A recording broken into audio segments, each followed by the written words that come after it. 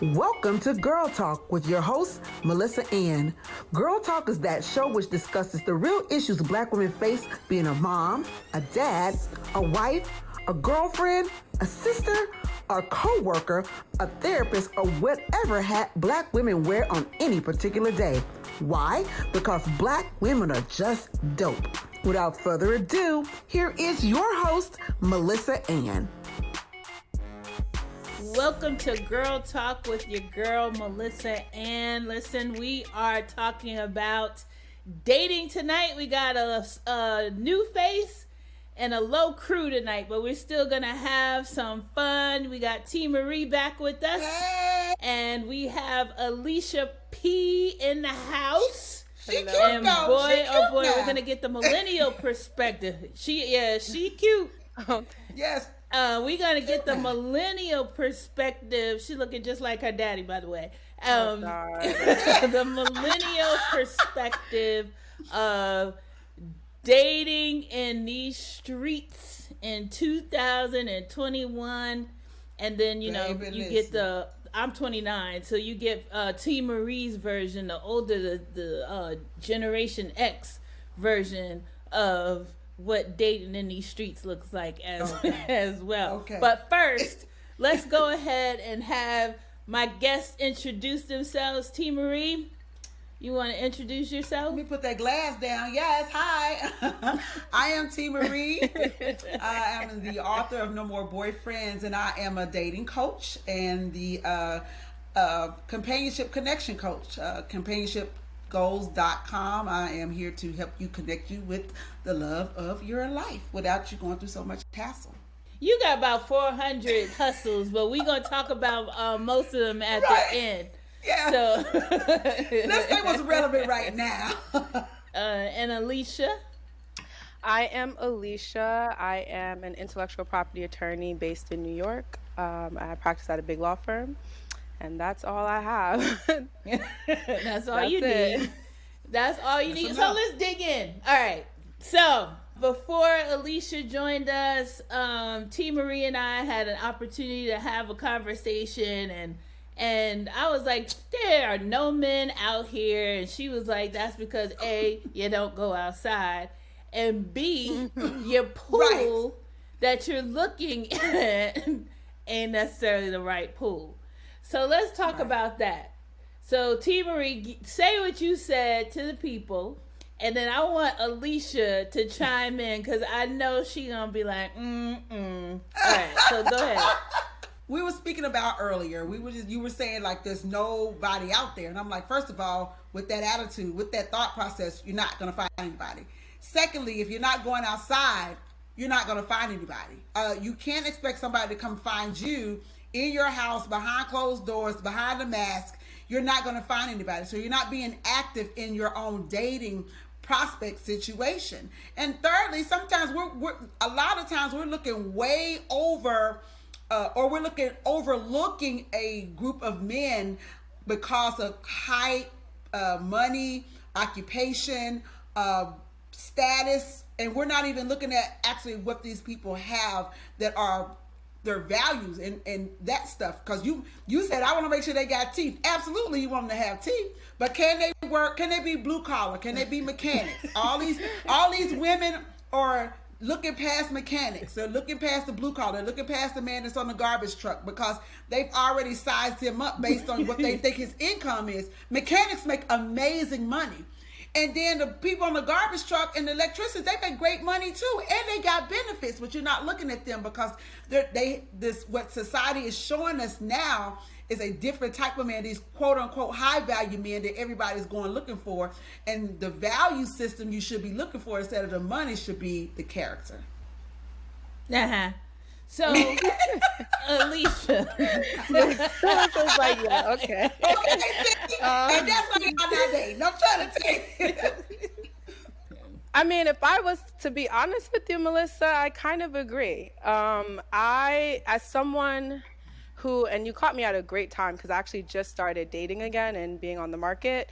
And one thing that I found, even before the pandemic, is like a lot of professional men are not, I felt like when I was going on dates with them, like I was under an interview and I felt like it was like they were the prize. And I think it's because a lot of Black men know, right, that they're kind of hard to come by, the ones that are the professionals with the degree and kind of on the same status as you, as whatever status you think that is.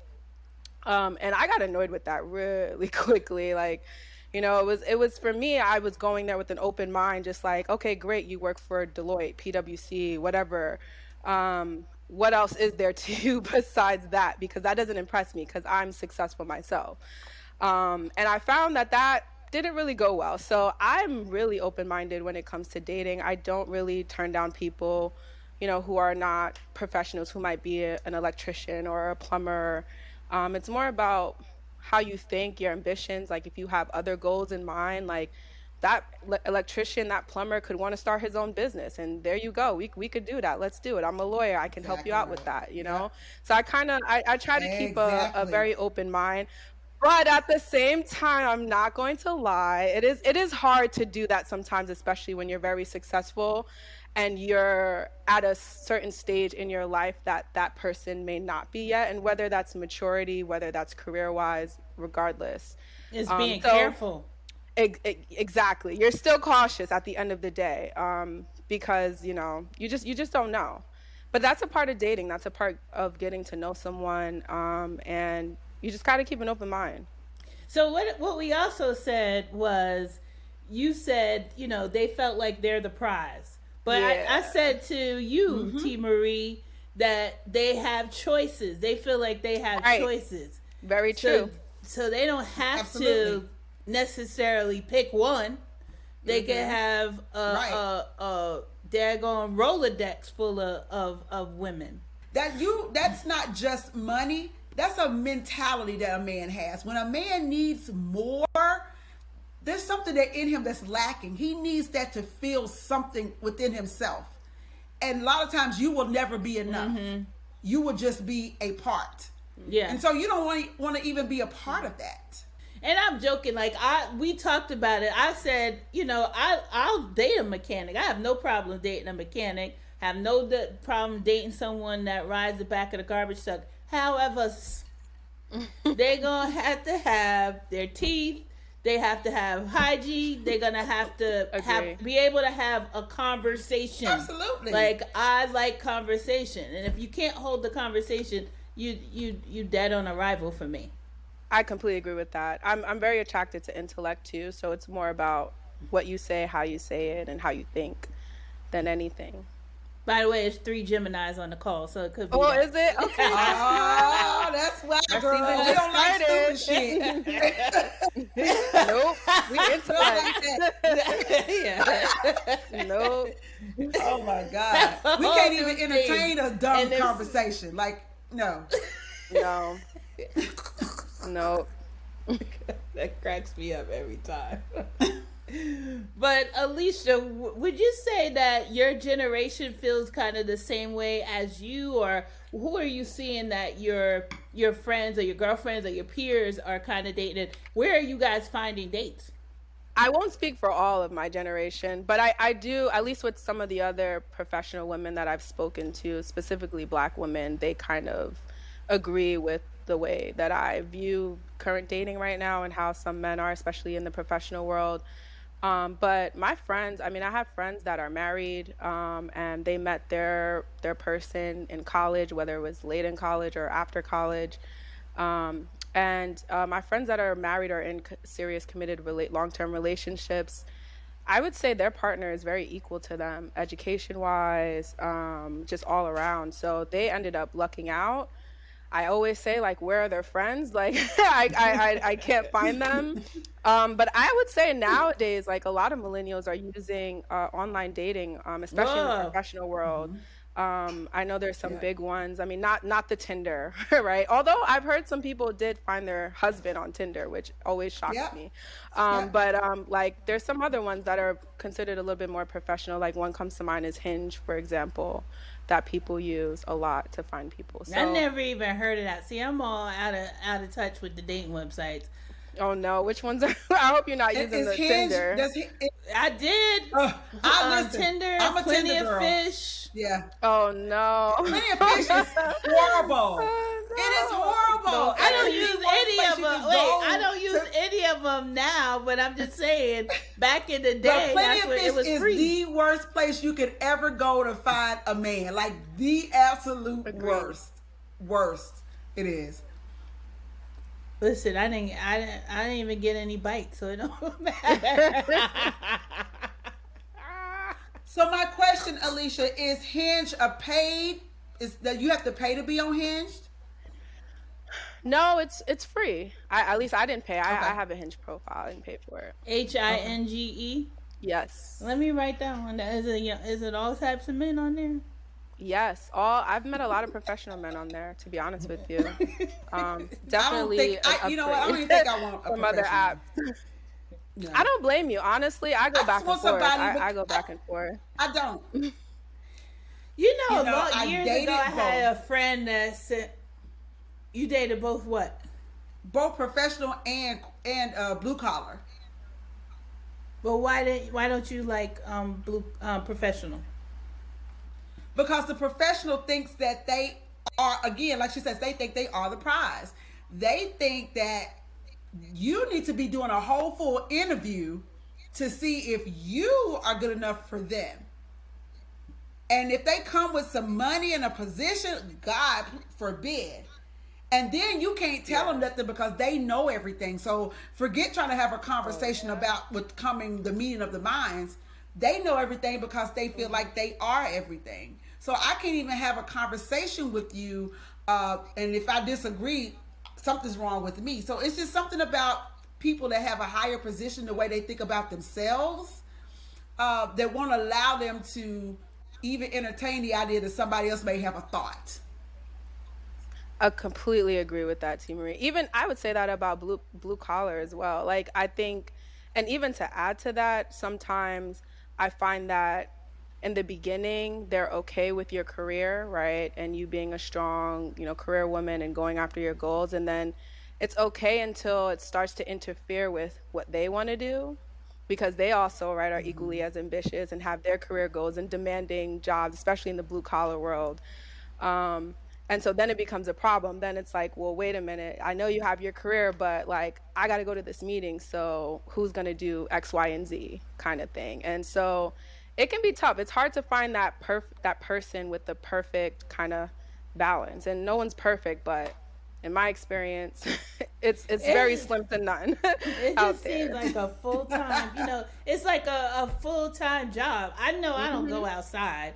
We'll change that soon. But I mean, I'm not going to find anyone in the house, technically.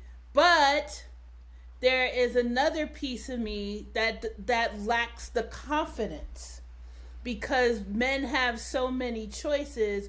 Why are they necessarily going to choose me? So that's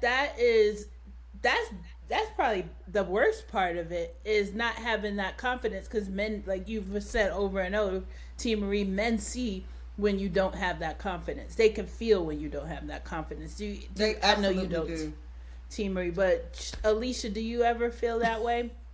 I would say yes, I have, but only if I felt like the guy I was talking to was like out of my league per se, like someone who I wouldn't normally think I would be his type, if that makes sense. But they always say us women, we should find a guy who likes us more than we like them, because that's the way that I don't know how you feel about that, TMarie, but I've tried to live by that rule. Have you? And I totally agree with that. I really do. I do, because men go after what they want. Let's start there. And when they really want you, and you don't find yourself chasing them, they chase you, and they make you feel like that you are the prize. And women actually can fall in love after the fact, if that makes sense, because we not only fall in love with a person's physical features or whatever, we start to fall in love with the character and the way a person treats us. And that's why a lot of times we wind up falling in love after the fact.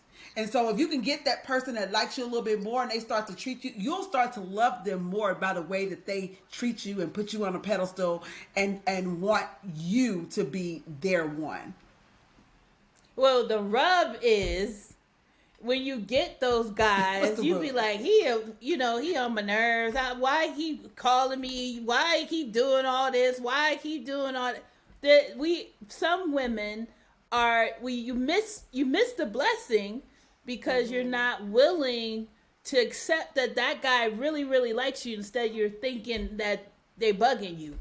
They on your nerves. Or so that's our fault. Yes, absolutely it is.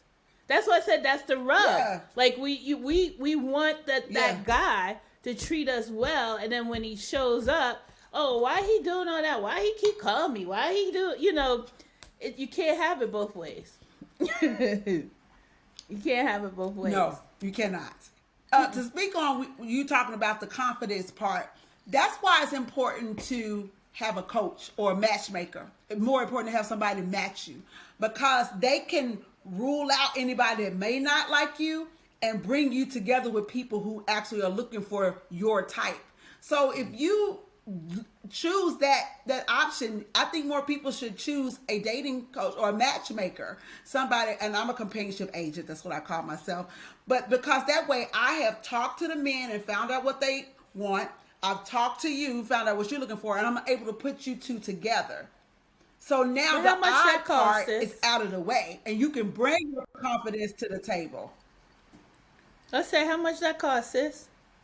Right? Oh, it's on my page per hour. But I do it, and I find when I match people, it really is easier for both people to come together because the odd part is out of the way. The if they like me part is out of the way. So now you get to bring your personality, your confidence, what you offer to the table, and be confident that thing is enough because you've already got that part out of the way. So it's not like a blind date type of setup. Each person knows who they're going to see. No, it's not a blind date. Okay.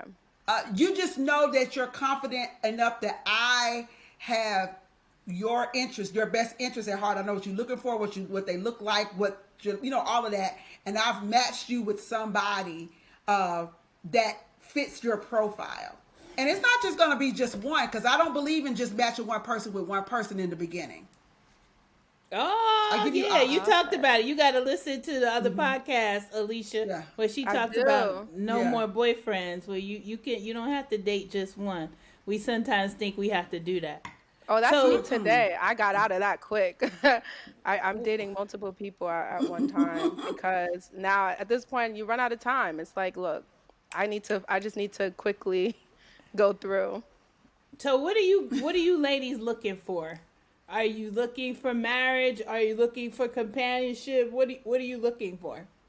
I'm looking for my best friend that can also be my lover, honestly. I'm not really putting any, I don't want to say standards because that's not right, but I'm not trying to put any expectations on the situation. It's more of like, I'm meeting you for the first time.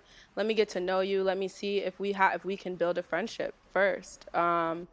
And then from there, we'll see how it grows, and hopefully that grows into something more. But I guess if for qualities wise, I guess someone who's family oriented, career oriented, whatever goals, has goals in place, whatever they may be. Someone ambitious, I guess, is a better way to say it. Family oriented, ambitious, a God fearing man, and someone who's like chill and relaxed and knows how to have fun and let loose, because my life is very stressful, my career is very stressful, and I like to have fun. I'm a Gemini, we're free spirits, and so I need someone to kind of match that energy and be wanting to travel with me and get different experiences as well. So girl, you don't have people stalking you on this little thing. Why? Oh no, just a free spirit. Come as you are. Gonna have somebody coming over there. Oh goodness.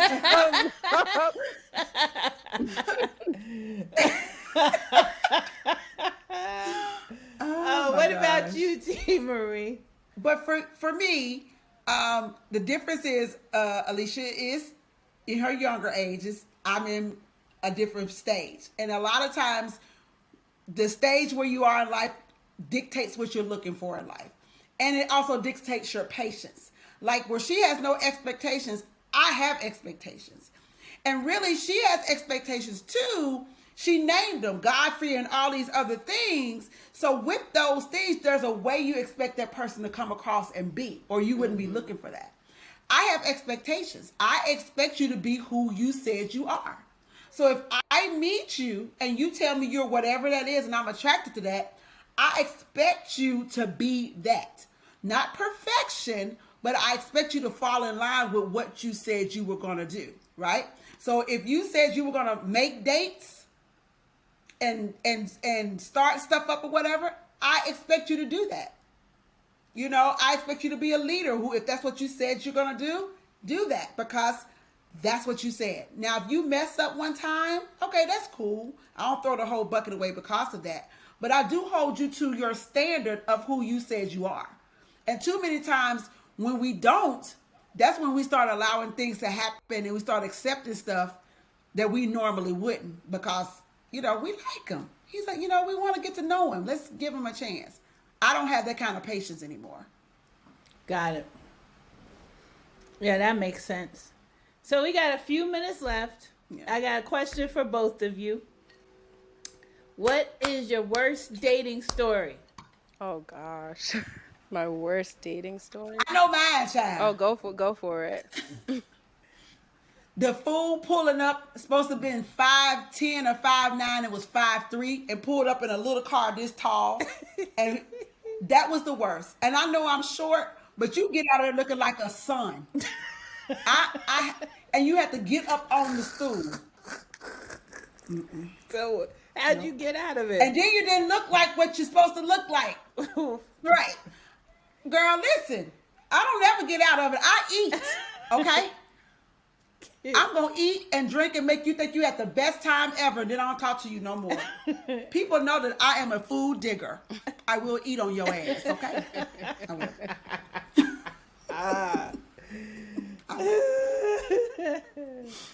Alysha, you find yours yet? True story. Yeah, I guess the one that came to mind is actually one that happened kind of recently. I went on a date with someone. We went to a bar. A small little bar in Chinatown, I believe. And I could tell he was very physically attracted to me, but the entire time he would just stare like very intently, like just stare at me and like not say anything. And it would just be a staring kind. I'm like, it was awkward. So like I would laugh and I'm just like try to ask a question, like he'll answer it real short and then continue to stare. And he's like, yeah, I'm an intense starer. Like, I hope it doesn't bother you. And I'm like, it does. I'm a little uncomfortable. Just a little bit. And after a while, after a while, I just had to end the date. I was like, yeah, I think I'm gonna start making my way to my car. So let me Do you want to get the check? Did you meet him on Hinge? Wow. I did. I'm about to scratch that. That's gonna scratch that right off my. No. I've had plenty of really good dates from Hinge, with people that I still speak with. Oh, okay. So. All right. So I'll give it a chance. I've had a few, obviously, but this one just tickles me every time. The guy asked if he could kiss me, and I was like, okay. And the mofo licked my face. Just like straight up licked my face. What the hell is this? Nate over. Yeah. That's very nasty. Like, and weird. But who does that? Exactly. And forget it being nasty. That's like, weird. Who does that? You licked my face. Who? Who? I'm like, okay. We're not dealing with a full deck. I don't know. Not a full But Melissa, deck. you never said what you're looking for. What are you looking for in a person? I asked a question around here. I noticed you got away. You got away with that. Don't do that. You know what? I I'm looking like you. I'm looking for my best friend. I'm looking for companionship. I'm looking for someone that is honest and that wants to take care of all of me and accept me for who I am. And also, but I want that person to be sent by God, because then I know that they're already a God-fearing person, and that's important to me as well. So I don't ask for a lot. I got a question. How do you know if he's sent by God? Well, I had a sis tell me that sometimes God sends you a man and sometimes the devil sends you a man. And the man that God sends you is the one that you talked about. They fall at your feet. They give you everything that you want, your heart's desires. You don't have to want for anything. They're taking care of you. They love you more than you love them or even love yourself. So I use that as a rule. Now, I just want to know if you and God had this conversation. Did you ask God? That's all. I tell God what I want, what I'm looking for. Okay. Yeah. I'm going to start doing some stuff like people be pinning up stuff on their refrigerator. Oh, manifest. Yes, girl. I'd be refrigerator, the little absolutely. Manifest. little Absolutely. photo book or whatever they do. Shoot, it seem to be working for folks. I made a vision board this year, and half of my vision board has come to life so far. Wow. So I'm telling you, I manifest. Wow. Everything. I spoke at a vision board party yesterday and they had speakers, and I was there to talk about how to manifest your relationship that you were looking for. And people were literally not only taking notes on that, but they were putting their boards together. And when you see it, and I always talk about the list. I think the list is important. You need to be able to see things, to either see if it's ridiculous or to see if it's something that's actually something that you need to have. Because when you see stuff, visualize, and you actually see it, even if you think it is one thing, but to see it is something totally different. You need to see stuff in order to manifest stuff. Okay.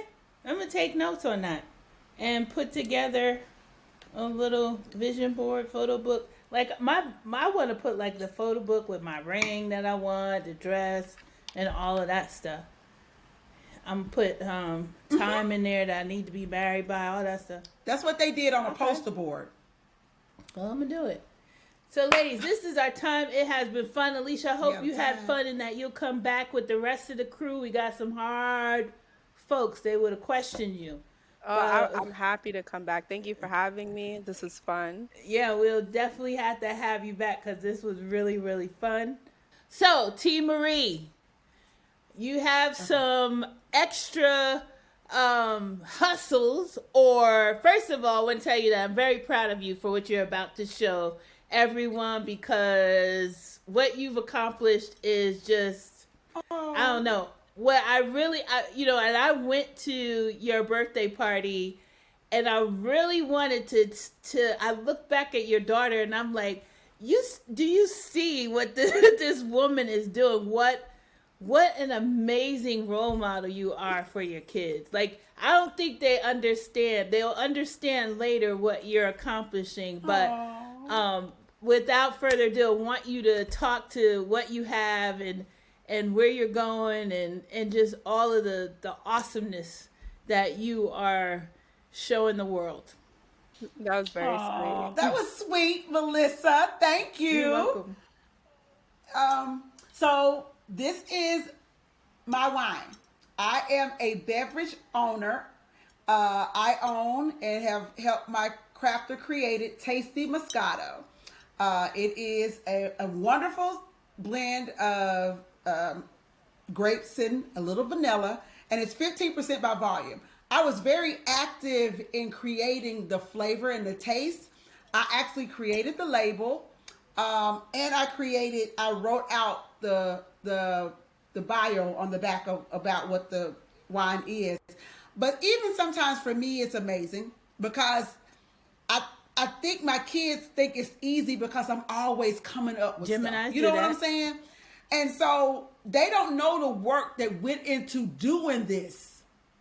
And to be a Black-owned wine owner of her own beverage woman, It is bananas, you know. And I was telling you, Melissa, I've sold out of my first 15 cases already, and I'm waiting on 5 now. And I'm getting orders daily from everywhere. New York, Hawaii, Florida, Ohio, Texas, New York, Kentucky, Tennessee, everywhere. And it's just crazy to me still. And we haven't even done any real marketing like that. Melissa, remember we were just talking about that. So I'm excited. I'm grateful. I'm humble. And I just know the potential. And I'm excited. So this is my baby. Awesome. How do people get some? How do people order it? So that's her. Now, do you get orders from Wakanda? No, not yet. I haven't gotten any orders from Wakanda yet. But I hope somewhere in Africa, even though we know that's made up, they'll be coming to get that soon. But I took it to Jamaica, remember? I took it to Jamaica and I sold 7 bottles when I was in Jamaica. Just by letting people taste it. So how to get people order it? Yeah. So allthingsbeautiful.com.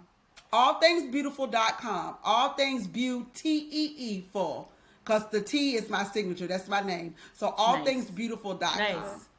Congratulations. Yes.